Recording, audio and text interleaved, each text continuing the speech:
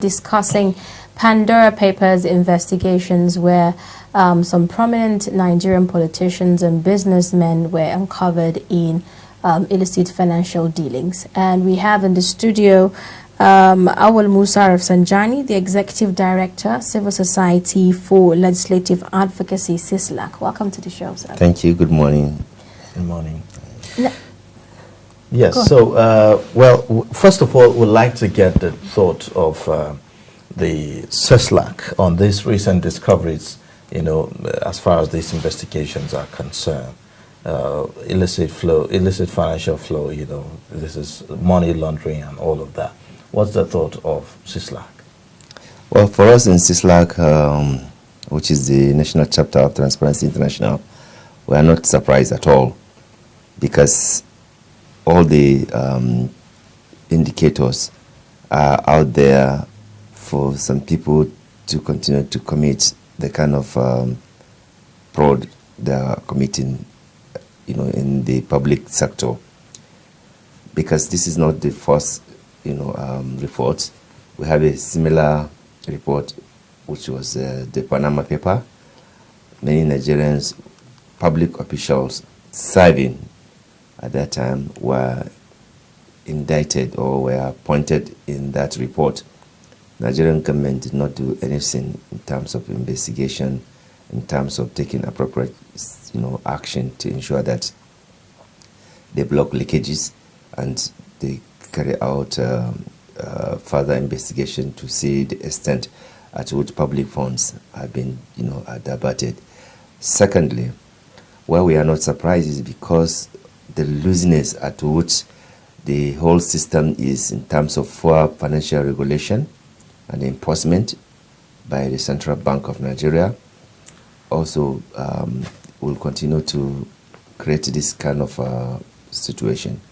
Thirdly, the refusal to empower the Code of Conduct to properly investigate claims of asset declaration by public official is also something that will continue to lead us to where we are today. If you say empower the Code of Conduct, yes, what do you because mean? The Code of Conduct, they have the law, but they did not have the enabling human and financial resources to investigate claims of various public office holders' asset declaration. Many of their assets are not in Nigeria, and you need to verify those assets. Some of them, they do what they call anticipatory declaration. You get into office, you estimated that you are going to, in the next 4 years, you are going to steal at least $10 billion US. Then you just simply say you have $10 billion US. And because there's no any mechanism to verify these claims, so when some people come to office, they make effort to steal such kind of money.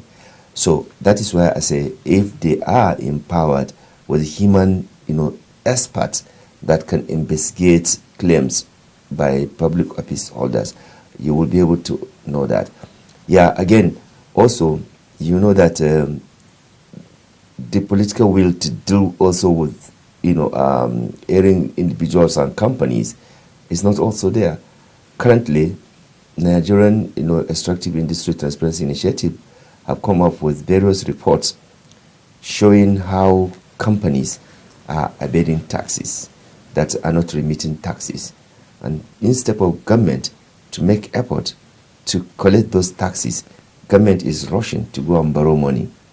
So the will is not actually there.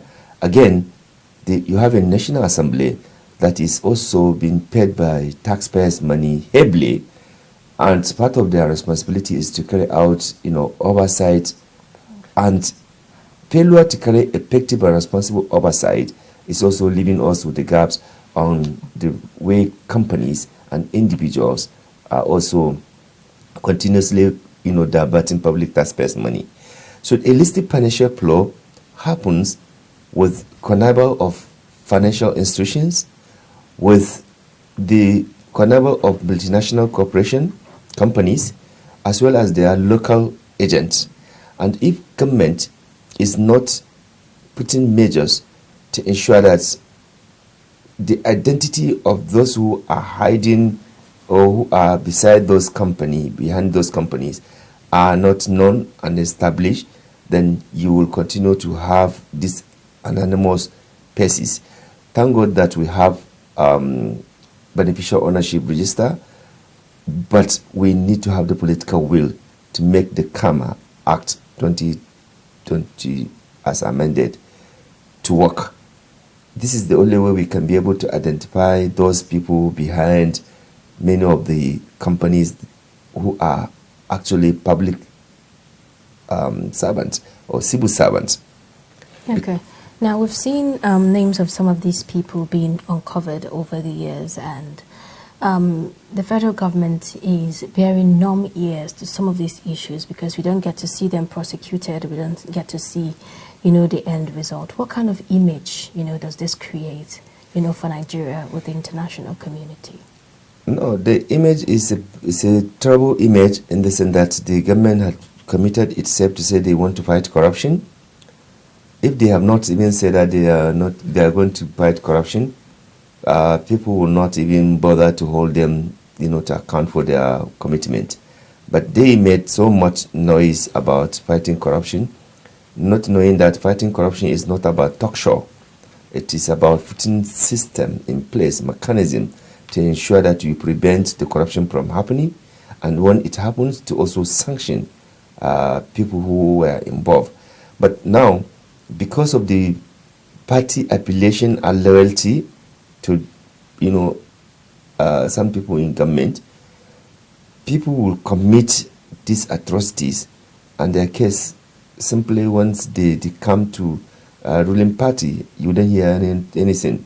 This is a very terrible message that Nigeria is sending to the international community. So I think, we need to ensure that we strengthen our institutions, and we also have responsible and capable persons occupying different, position in the various public institutions in Nigeria, because the failure to have a more vibrant, more strong, institutions that can do its work irrespective of the power that is there is what is also causing some of these problems. So if you have serious mandate people manning public institutions, they will not be looking at this person is our party member, this person is loyal to XYZ, but they will do their work according to the constitution, and they will not involve themselves into political political consideration. But one of the major challenges that we have today in Nigeria is political corruption. Political corruption strives and allow the kind of things that we are seeing: outright public diversion of funds, outright impunity, outright refusal to follow the due process. We have seen so many of it.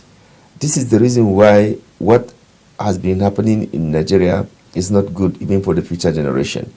Because as a result of that, look at the misery the country had found itself.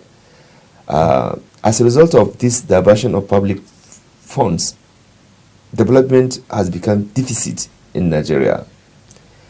Because if resources are budgeted or are earmarked to bring water, to improve our healthcare system, to improve education and infrastructure, and some people just decide to siphon these funds, definitely you don't expect any development in Nigeria. Secondly, as a result of this also diversion of public funds, insecurity has increased, because there's no way you would budget resources that is meant to augment or to strengthen our security sector, and then some people siphon this money, and we expect more efficiency, professionalism, modern equipment to fight the kind of terror we are fighting, the insurgency.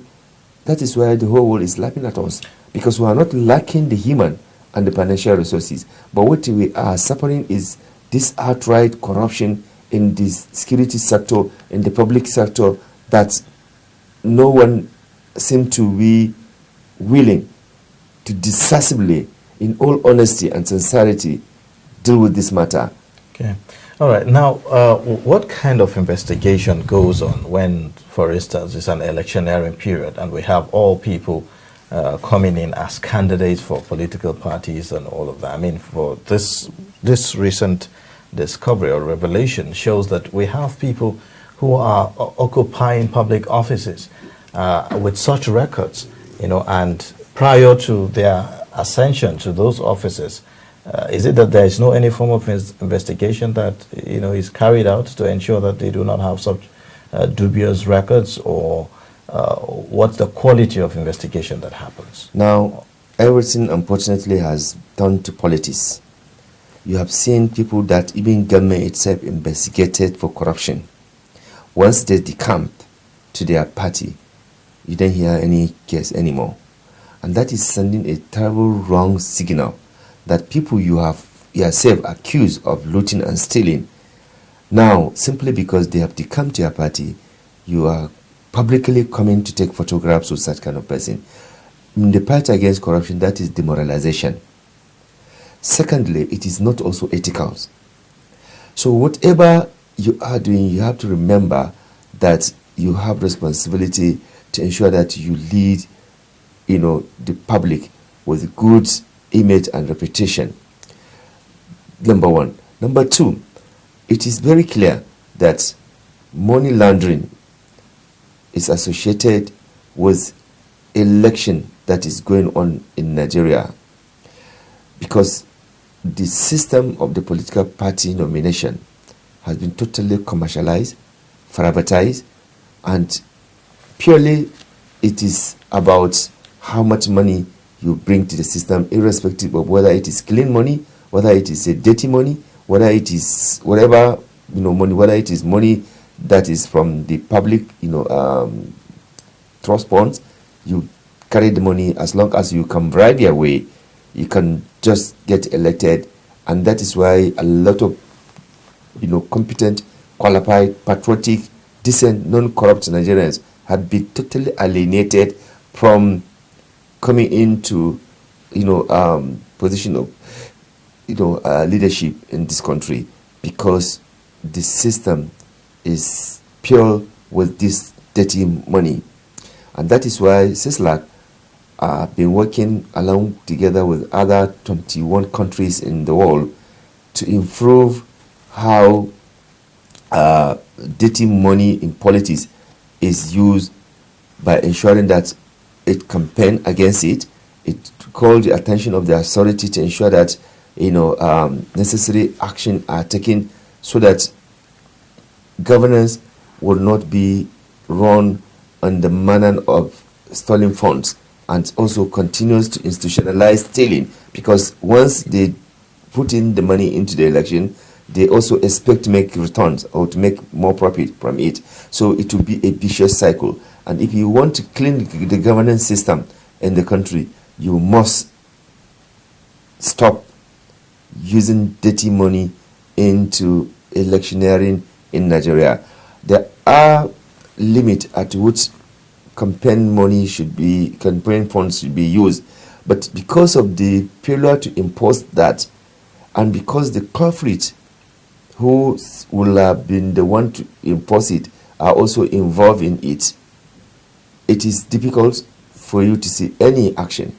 So civil society, media will continue to draw the attention of the authority to take more cogent action to investigate misuse of our law by fueling dirty money into politics. Because if you continue to do this, you cannot expect decent, responsible, patriotic, committed, developmental leaders to emerge in any of the political parties. Now, many will say, cleansing Nigeria's governance system is going to take a while.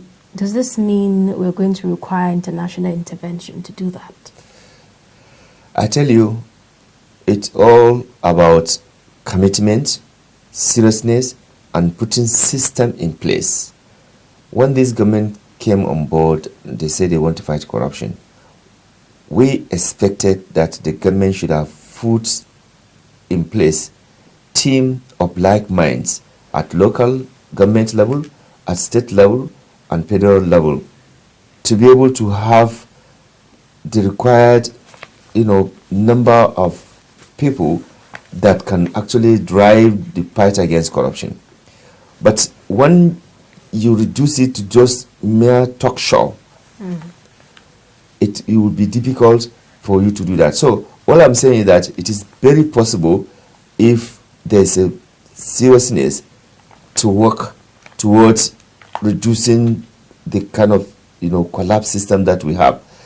This can be done, like I said, through identifying individuals at local, state, and national level to be part of this driver. But you cannot sit down in one place, or you think that by having EFCC and ICPC is the only way to fight corruption. No. Fighting corruption involves virtually everybody, whether you are a mechanic, whether you are a police, whether you are a security man, whether you are a media, whether you are a civil society, whether you are a public officer, whether you are a legislator.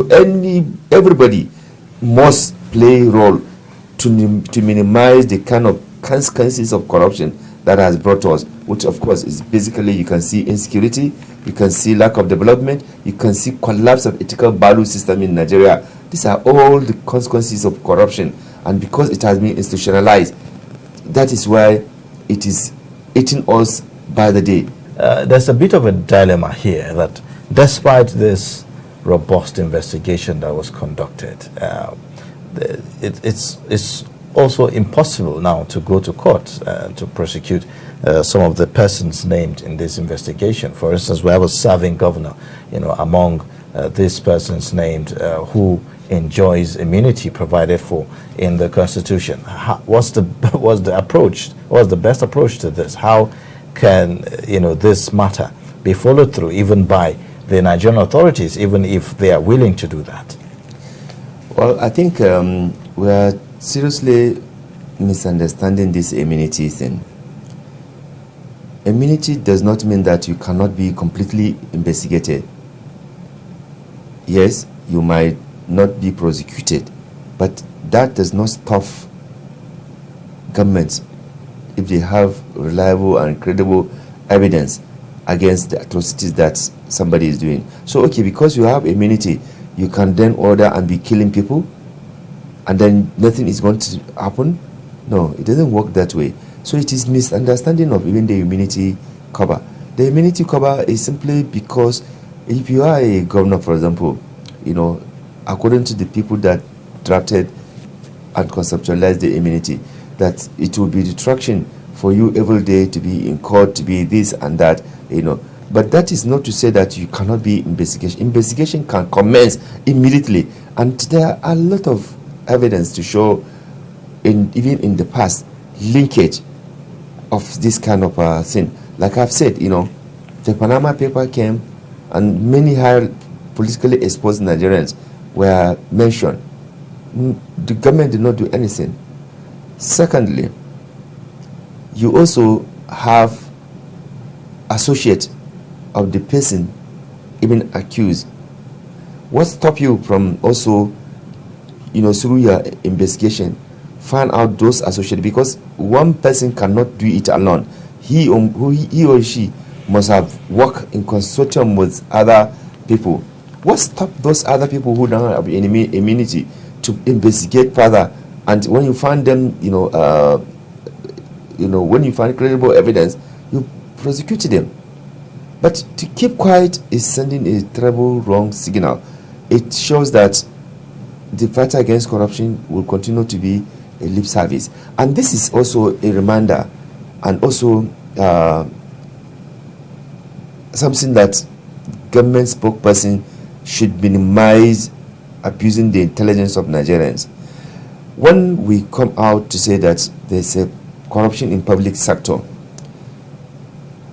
some government spokesperson will come to deny the reports that, for example, Transparency International brings.